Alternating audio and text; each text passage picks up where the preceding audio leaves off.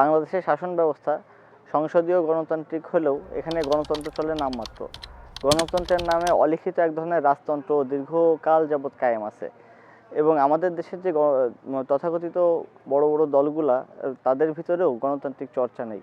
এখানে রাজার ছেলে রাজা হয় এবং নেপোটিজমের জালে বন্দী আমাদের এই রাজনৈতিক ব্যবস্থা। সাধারণ মানুষের অর্থাৎ কৃষক, শ্রমিক, ছাত্র জনতা এবং মধ্যবিত্ত শ্রেণীর রাজনীতিতে কোনো অংশগ্রহণ নেই এবং রাজনীতির ধনী এবং প্রভাবশালীদের জালেই বন্দী। অন্যদিকে দেশের অর্থনৈতিক ব্যবস্থার মূল চালিকা শক্তি কৃষক, শ্রমজীবী মানুষ এবং মধ্যবিত্তরা হলেও আমাদের এই অর্থনীতির নিয়ন্ত্রণ হয় মূলত লুটেরা, মাফিয়া এবং পুঁজিপতি শ্রেণী এবং তাদের নিয়ন্ত্রণাধীন রাজনীতিবিদদের দ্বারাই। এখানে মৌলিক অধিকারগুলো শিক্ষা, চিকিৎসা, স্বাস্থ্যর মতো মৌলিক অধিকারগুলো আসলে এটাগুলো নিয়ে মূলত ব্যবসায় চলে এবং যার কারণে আমাদের শ্রমজীবী মানুষের এই ক্রাইসিসগুলা জাতীয় রাজনীতিতে গুরুত্ব পায় না। আমাদের ছাত্র, যুবক, কৃষক, শ্রমিকদের অসংখ্য সংকট রয়েছে।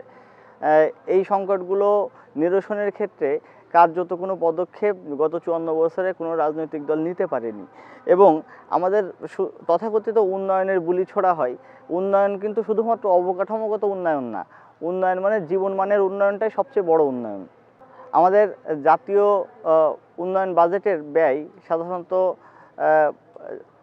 এটা অবকাঠামোগত উন্নয়নের ক্ষেত্রেই বেশি ব্যবহার করা হয়। আমাদের জাতীয় উন্নয়ন বাজেটটাকে যদি আমরা 3 ভাগে ভাগ করতাম, 1/3 শিক্ষা, স্বাস্থ্য এবং সামাজিক বিভিন্ন কার্যক্রমে ব্যয় করা, 1/3 অবকাঠামোগত উন্নয়ন আর 1/3 উৎপাদনশীল ক্ষেত্রে যদি আমরা ব্যয় করতে পারতাম, তাহলে আমাদের যে দেশের তো বিপুল সংখ্যক তরুণ বেকার শ্রেণী আছে তাদেরকে কর্মসংস্থানের আওতায় নিয়ে আসা অনেক সহজ হতো এবং আমাদের দেশের গরিব মেহনতি মানুষের এবং মধ্যবিত্ত শ্রেণীর জীবনমান আরও বেশি উন্নয়ন হতো।